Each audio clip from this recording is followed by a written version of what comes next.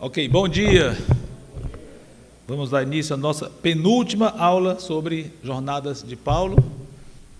Mas antes vamos orar ao nosso Deus agradecendo. Muito bem, vamos então à nossa aula. Antes disso, botar no silencioso. Quem sabe o título dessa aula de hoje? Os mais atentos ao grupo de Zap.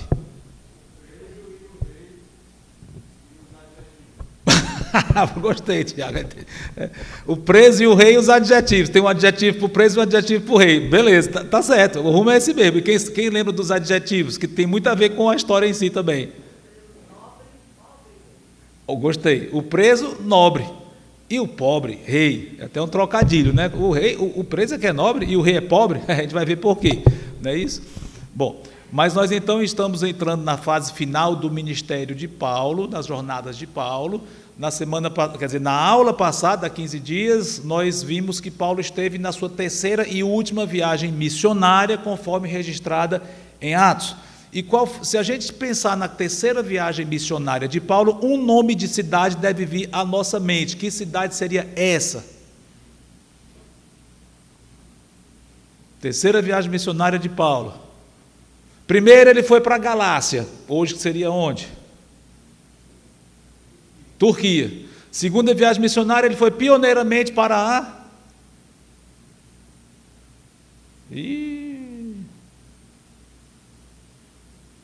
Primícias da... É porque a Solange não está aqui, pai. Cadê tua irmã? Ela sempre participa bastante. Mas, enfim, primícias da Europa, lembra? Segunda viagem missionária, Paulo foi para a Europa, que não era chamada daquela forma naqueles dias, mas nós sabemos que hoje é Europa. Então, ele foi na Grécia, fundou cidades ali que seria hoje a atual Grécia.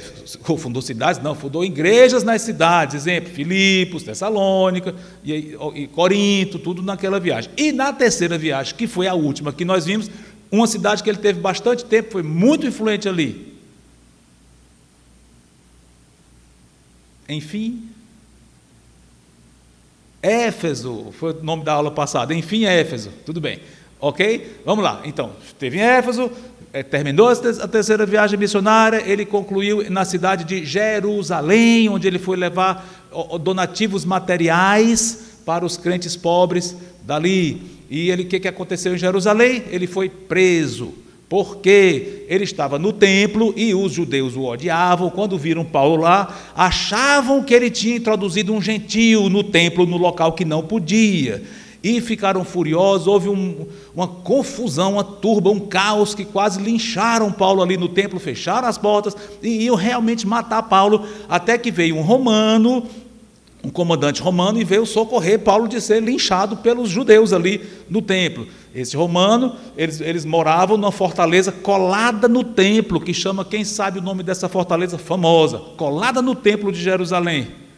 Fortaleza Antônia, uma fortaleza ocupada por soldados romanos. Então lá veio o comandante Cláudio Lísias com sua tropa, resgataram Paulo de ser morto, e antes de sair dali, Paulo ainda fez um discurso para os judeus, mas não teve jeito, enfim, levaram Paulo preso.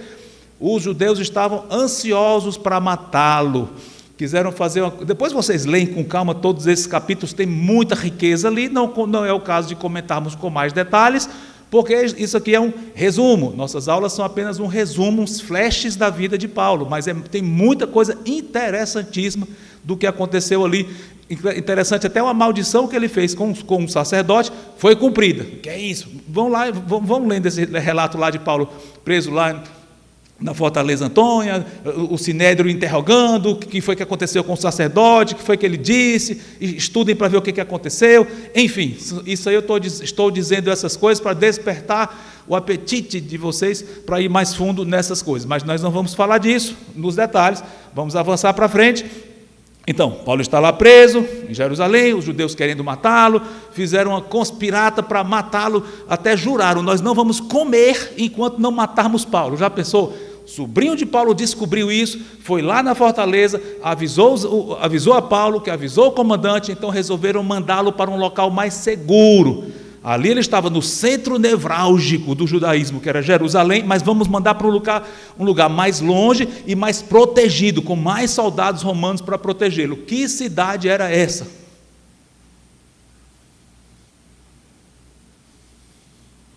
Quem sabe? Aos olhos dos romanos, era a cidade mais importante ali. Os governadores romanos gostavam de morar nessa cidade. Não era Jerusalém. Era a capital da província da Judéia. Vou dar uma dica, Cornélio. Dica, só uma dica. Tem nada a ver Cornélio com esse caso aqui, mas Cornélio morava lá. Oi? Não, senhora.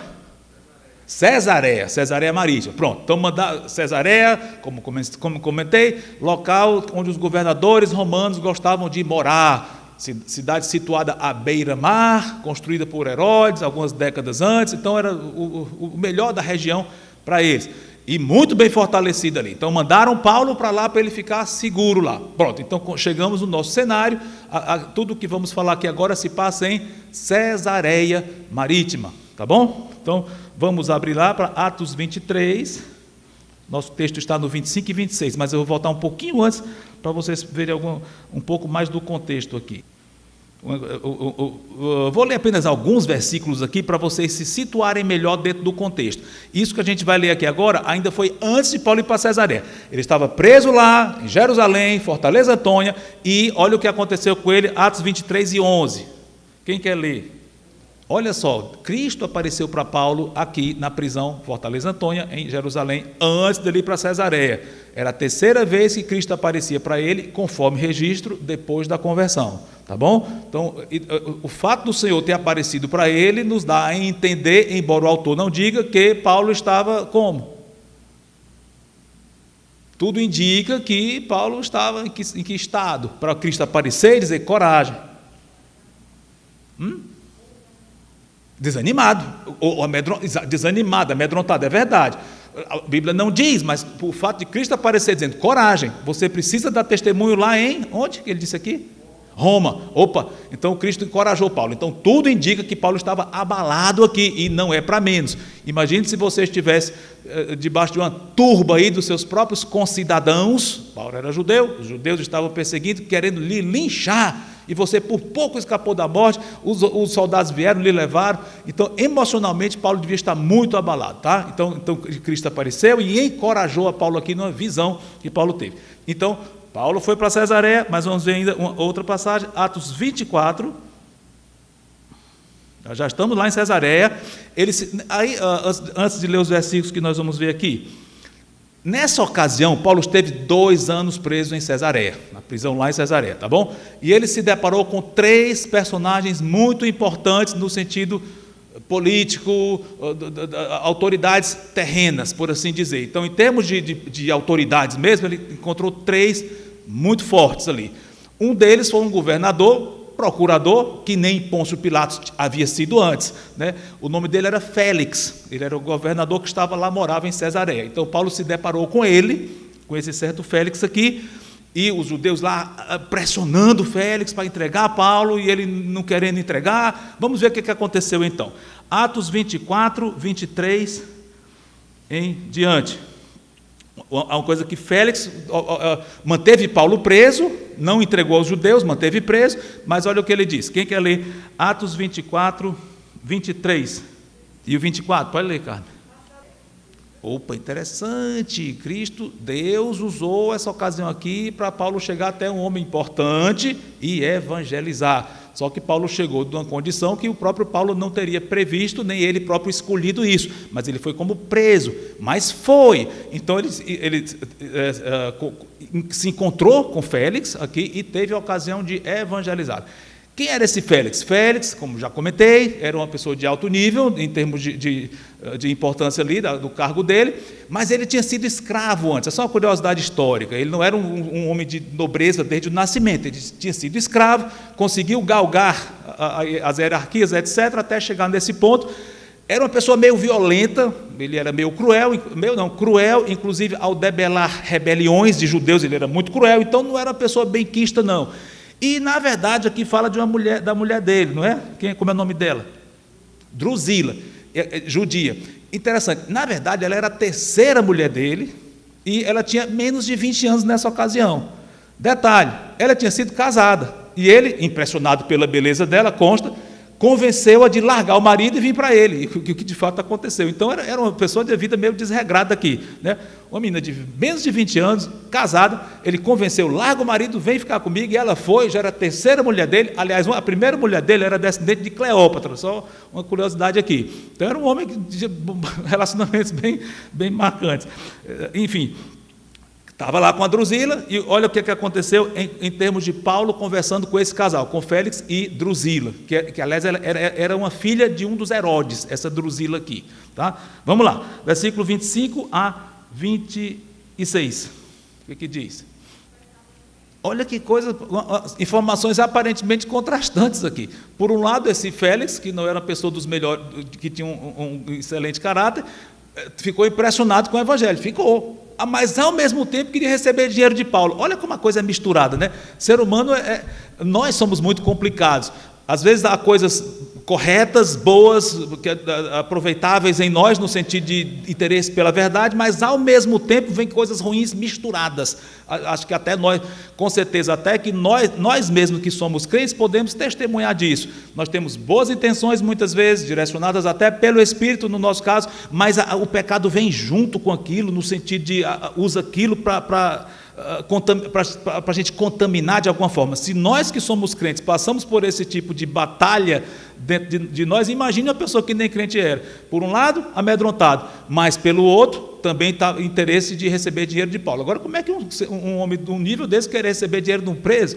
Isso mostra o nível dele, né? Alguns dizem que ele deixou a escravidão, mas a escravidão não saiu dele, a mente dele era de escravo, desse Félix, porque realmente é quase até estranho, mas era isso, ok? Interessante que Paulo fala do juízo, do domínio próprio, talvez ligado com o perfil dele, com o histórico dele, um homem violento, um homem cruel, de vida conjugal muito desregrada.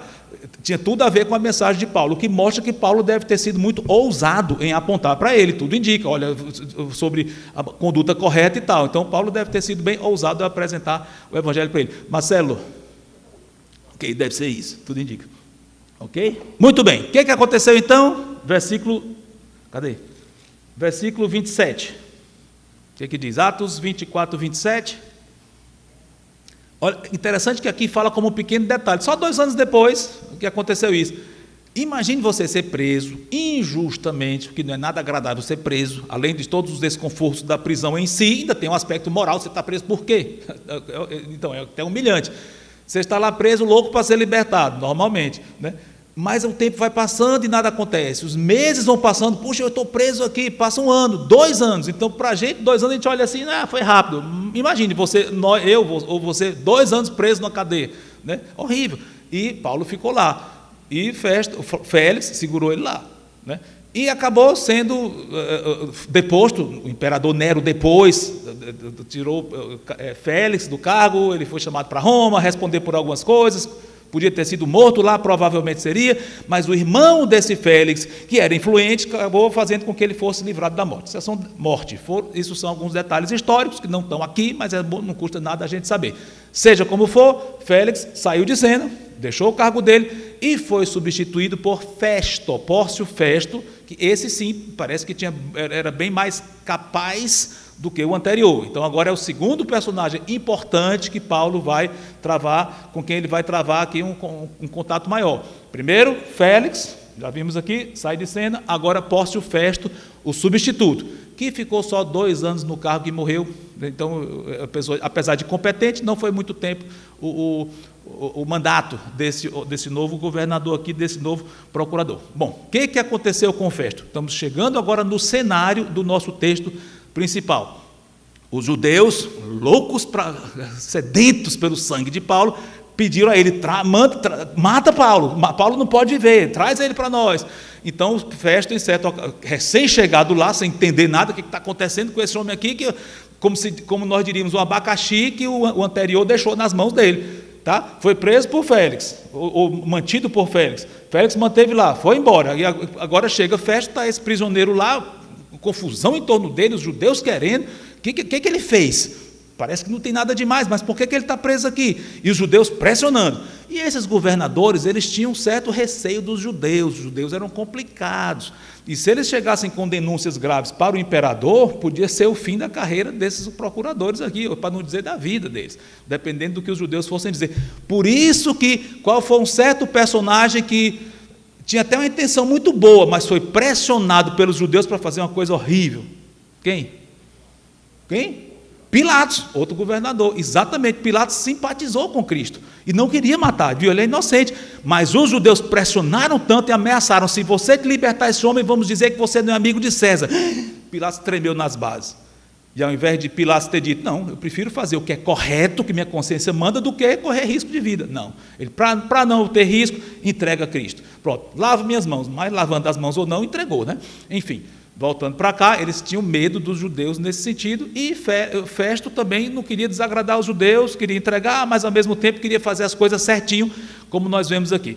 Seja como for, Atos 25, versículo 9, o que diz aí? 9 e 10. Atos 25, 9 e 10. Só um instantinho antes do próximo versículo, Festo disse: olha, eu vou lhe mandar para Jerusalém para você ser julgado lá por essas coisas aí. Aí Paulo viu: se eu for, eu vou morrer, vão me matar lá os judeus. A resposta de Paulo então, versículo 10, Dênio, por favor. Isso, versículo 11. Três palavrinhas aqui, pelo menos na nossa tradução, três palavrinhas fortíssimas. Eles selaram o destino de Paulo, selaram no bom sentido, que tinha que ser isso mesmo: apelo para César. Pronto, todo o destino dele mudou agora, porque ele disse, apelou para César, agora ele ia até Roma. E então a resposta de Festo, que é famosa também, que ele disse no versículo 12, pronto, então agora era coisa, como se diz, sacramentada. Ele apelou para César, ele ia até Roma. Tá? Agora o assunto saiu da mão dos judeus e agora para a decisão dos romanos. Só que Festo agora estava com um problema nas mãos.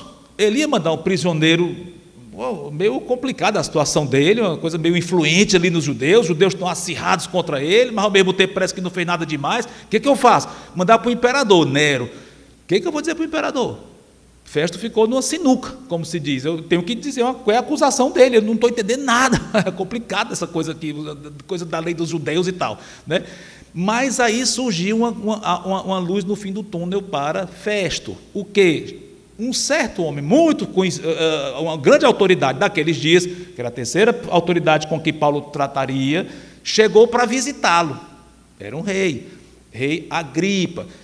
Quando a gente fala rei, a gente pensa: era o número 1 ali, o rei era superior a todos. Não é nesse sentido. Era um rei local. O número 1 em termos humanos de poder era Nero, era o imperador lá em Roma. Aí tinha grandes figurões aqui, grandes autoridades, que eram os governadores, etc., além de outros também.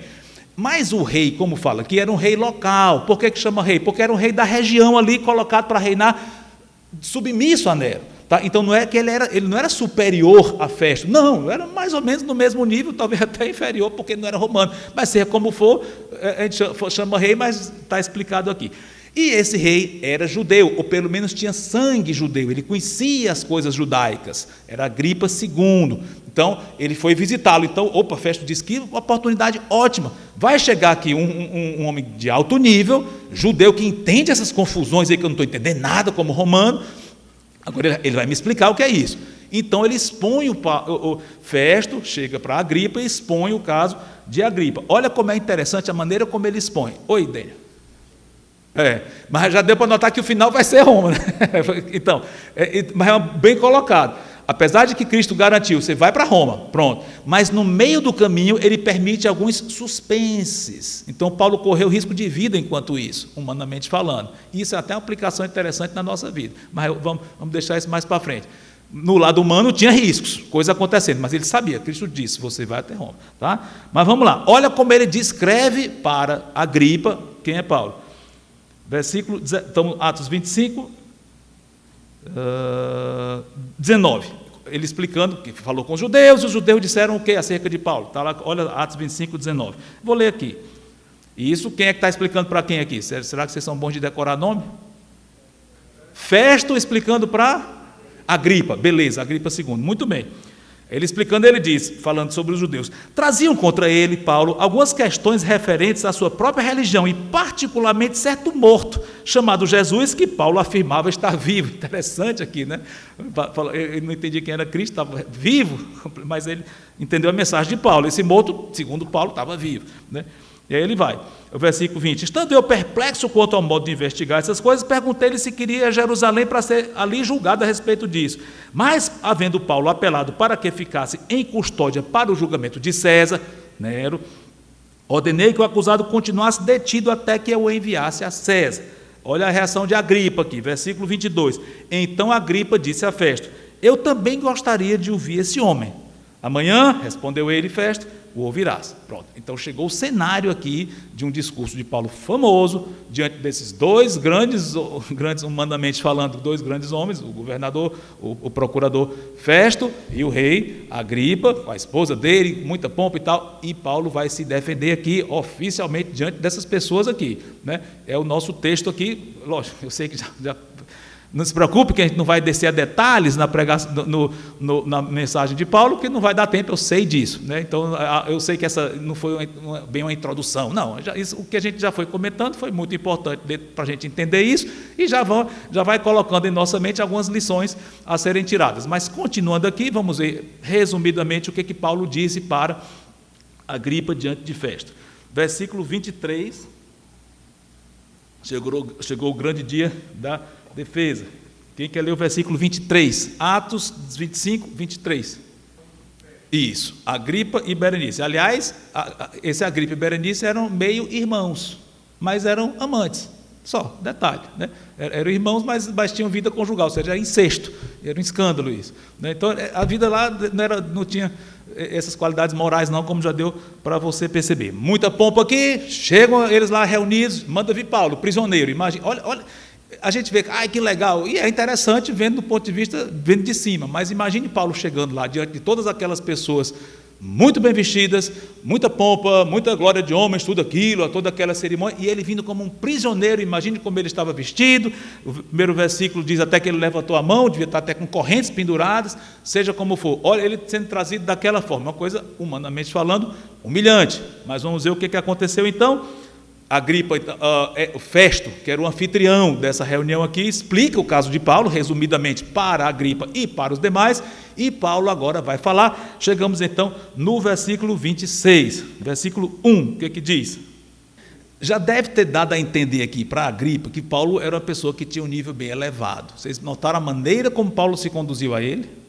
Não era ele com todo o respeito, tratando com dignidade. Eles viram que Paulo, esse homem aí, não, como se diz, não é um qualquer, não, ele tem estudo, ele está falando da forma, não é de uma pessoa sem nenhuma cultura, não, Paulo chegou de uma forma muito correta diante dele. Então Paulo vai falar do testemunho dele entre os judeus, como ele era irrepreensível, ele era um fariseu, muito zeloso da lei, e vem dizendo, e no versículo 6, que ele continua, pode ler, Tiago, continua por favor, versículo 6. Só um instantinho, olha a sabedoria dele, ele está falando para um judeu aqui, ou pelo menos judeu misturado, mas que tinha sangue judeu e conhecia o judaísmo. Então ele está falando de coisas bem ligadas com o judaísmo, nossos pais, as 12 tribos, Herodes devia saber o que era isso, aliás, ele era bisneto de Mariâmine, uma das esposas de Herodes, que era judia mesmo. Herodes o Grande, o primeiro, o ruim, que mandou matar as criancinhas, uma das esposas dele era Mariâmine, judia de puro sangue, e ele descende dessa Mariâmine. Tá? Herodes era tão ruim que mandou matar a esposa que ele amava. Ele amava muito ela, mas mandou matar, detalhe. Tá? Mas seja como for, esse aqui era descendente dela, ou seja, ele tinha sangue judeu nas veias, por isso que alguns judeus até gostavam desses últimos Herodes, que tinham um pouco parte de judeu no seu sangue. Enfim, ele falando em termos bem judaicos aqui, olha só o que Paulo vai dizer agora, nas palavras dele próprio, como é que ele prosseguia em relação à igreja. Olha só as palavras dele, como é que ele fazia com os crentes. Pode continuar, por favor, Tiago. É o 9. Agora vai falar da conversão dele, olha só. Isso, versículo 13 agora, pode ir. Ok, aqui Paulo termina as palavras de Cristo para ele. Como vocês percebem, tem palavras em primeira mão que são mencionadas aqui no livro de Atos, que Lucas não havia registrado na descrição da conversão de Paulo. Lucas é o autor de Atos inteiro. Ele descreveu a conversão de Paulo lá no capítulo 9, mas não deu todos os detalhes. Mas agora ele está dando mais detalhes sobre o que Cristo tinha dito para Paulo, e coisas impressionantes aqui. Tem uma informação adicional que Cristo falou em hebraico, e ele falando aqui para um judeu, era interessante Paulo dizer isso. Teve uma frase que Cristo disse aqui que pode parecer difícil para nós. Que frase seria essa? Logo no início, que Paulo começa a descrever o que Cristo falou com ele. Recalcitrar e aguilhão. O que é isso? A ideia é, imagine uma coisa aguda e você fica chutando naquela coisa aguda, aquela coisa pontiaguda. É loucura, você vai se ferir. Parece muito com o nosso ditado, dar murro em ponta de faca. Então, quem vai dar um murro em ponta de faca vai se ferir. Então, ele está dizendo, Paulo, você está se ferindo ao ferir a minha igreja. E é o que Paulo estava fazendo. Cristo diz aqui para Paulo, claramente, que estava constituindo Paulo ministro das coisas que ele já estava aparecendo ali e ainda apareceu, e que ele ia livrar Paulo do povo judeu e dos gentios. Mas tem um versículo aqui que é muito profundo, de lições que falam sobre a nossa conversão, o que está envolvido na nossa conversão. Que versículo é esse? Qual é? 18. Olha a riqueza que tem aqui, teológica, de o que está envolvido na conversão de alguém. É muita coisa. Eu não vou descer detalhes aqui agora, que seria uma pregação inteira só sobre isso, mas só para despertar o interesse de vocês. Abrir os olhos, converter das trevas para a luz. Viviam em trevas, agora vão para a luz. Interessante que isso foi bem figurado na própria conversão de Paulo, porque ele viu uma luz enorme ali. Então, fica bem significativo que Paulo, tendo visto a luz, apesar de que aquela luz o cegou, mas depois ele voltou a ter visão, mas seja como for, ele fala, luz, bem no contexto de Paulo ali, vendo uma luz enorme, é interessante que Cristo diz, eu vou tirar as pessoas das trevas onde viviam para essa luz maravilhosa. Mas tem mais aqui, não é só o aspecto de que vai enxergar a verdade, que já é muita coisa, mas envolve também sair das trevas, ou seja, do diabo, sair de Satanás. As trevas, tem alguém pessoal que domina sobre as trevas e que mantém as pessoas escravizadas, cegas. E é Satanás. Então não é uma coisa puramente, existe as trevas e a luz de uma forma impessoal. Não, é pessoal. Existe um ser maligno, horroroso, terrível, poderosíssimo, que cega as pessoas e mantém nas trevas. Mas tem alguém infinitamente superior, que até criou Satanás, mas criou Satanás bom, e depois Satanás se desviou, é outro assunto, mas o criador de Satanás, superior a ele, que permite que Satanás faça essas coisas, tem poder sobre Satanás, e quando ele quer, ele arranca pessoas dessas trevas para a sua luz. Bem claro aqui, potestade de Satanás para Deus, versículo 18. Olha esse êxodo interessante. As pessoas estavam presas no Egito, da escravidão do pecado, não enxergavam nada, escravizadas sem nem saber que eram escravos, mas Deus arranca, com um milagre não menor do que o que ele fez no Egito, só que em termos espirituais, arranca das garras do diabo, arranca desse império maldito e nos leva para o reino dele. Olha o que está envolvido na conversão, é muito forte. A fim de quê? Qual é o propósito disso? Qual é o alvo disso? O que diz aqui? Para que isso? O que acontece com essas pessoas que Cristo disse aqui? Perdão dos pecados, importantíssimo isso. O que mantém as pessoas cegas e escravas? O pecado, o nosso pecado. Mas Cristo arranca o pecado porque Ele pagou na cruz por nós. Então ficamos livres.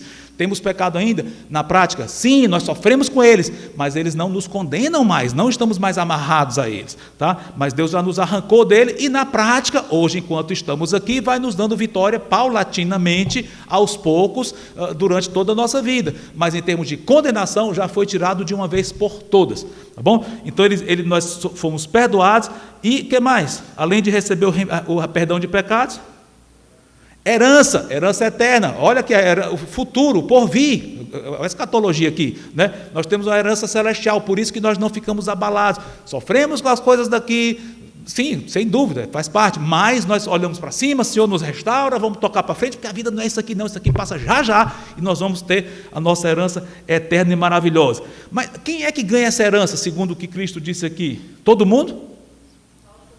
Só os santificados. E santificados pelo quê? Fé nele. Olha que riqueza. O que santifica? Só vai herdar o céu quem é santificado, verdadeiramente santificado. Quem são santificados? Quem crê em quem? Em Cristo. Ou seja, fé numa pessoa específica, aquela fé específica, na verdade, ou seja, fé em mim. Cristo é crido e aquelas pessoas são santificadas e então ganham a herança. Viram aqui a profundidade do que está envolvido na conversão? E tudo isso envolve um processo poderoso da pessoa ser arrancada das trevas para essa luz. É maravilhoso demais. Enfim, vamos prosseguindo, mas depois vocês degustam mais essas verdades espirituais que estão no 18. Paulo continua o discurso, então, dizendo para Agripa que ele continua fiel, Deus o tem ajudado, e no versículo 23, no finalzinho do discurso dele, olha o que ele diz. Aliás, olha o versículo 22 e 23. Tiago já está com a mão na massa aí, por favor. 22 e 23. Atos 26, 22 e 23. Isso, olha, ele centraliza a pregação dele em Cristo, fala da morte dele, sofrimento e morte, fala da ressurreição, ele foi o primeiro a ressuscitar e anunciaria a luz. Olha como a luz tem lugar proeminente nesse discurso, né? Ele falando da luz, Cristo anuncia, né? Ele cita aqui Isaías, uma profecia messiânica. O que acontece a essa altura? Versículo 24. Festo entra em cena agora. O que Festo vai dizer, o governador romano? Olha só, Atos 26 e 24. Famosa essa frase aqui de Festo. Você está delirando, Paulo. Você é um erudito, leu muito, mas leu tanto que ficou meio maluco. Em outras palavras, você está delirando aí. Daí ele interrompe o discurso de Paulo. Mas olha a resposta sóbria de Paulo, versículo 25. Pode ler, irmão? Ô, Johnson. Ou resposta branda, respeitosa, mas firme, dizendo face a face: você está errado, governador, excelentíssimo governador, você está errado. Não é assim. Eu digo palavras verdadeiras e de bom senso, mas ele dizendo isso com toda a decência. Que lição para nós. Versículo 27, o que ele diz? Para Agripa agora ele se volta para Agripa. Olha só, Paulo foi sábio aqui, sagaz no bom sentido. Irmão João, pode continuar, versículo 27. Interessante, ele encurralou Agripa, ele sabia que Agripa cria nos profetas. Então, se Agripa disse, acredito, então, o que você está dizendo é verdade, bate com as escrituras, mas se ele dissesse acredito, então por que você não crê? Se ele dissesse não acredito, os judeus não iam gostar dessa história não. Aqui que ele responde, famosa resposta aqui do rei Agripa, versículo 28, famosa essa frase dele. Agripa saiu pela tangente, como se diz, ele não negou nem afirmou, disse, olha, você quer, uma outra maneira de escrever seria, com tão pouco você quer me convencer a ser cristão? Algo assim. Então não sabemos se ele estava realmente sendo tocado, ou se não estava, seja como for, ele não disse que não cria de jeito nenhum, mas ficou meio, como se diz, em cima do muro, né? Talvez ele estivesse sendo tocado, talvez não, mas diz, por pouca coisa você quer me fazer ser cristão? Algo assim, pode ter sido. Mas a resposta de Paulo, olha só que interessante, versículo 29, que resposta. Agripa, rei Agripa, ou que Deus permitisse, não vem de você não. Se Deus quisesse, vocês seriam todos convertidos. Mas, se quisesse Deus que todos vocês fossem como eu sou, crente, exceto essas cadeias, essas algemas. Não estou desejando que vocês sejam presos, mas que sejam crentes como eu sou.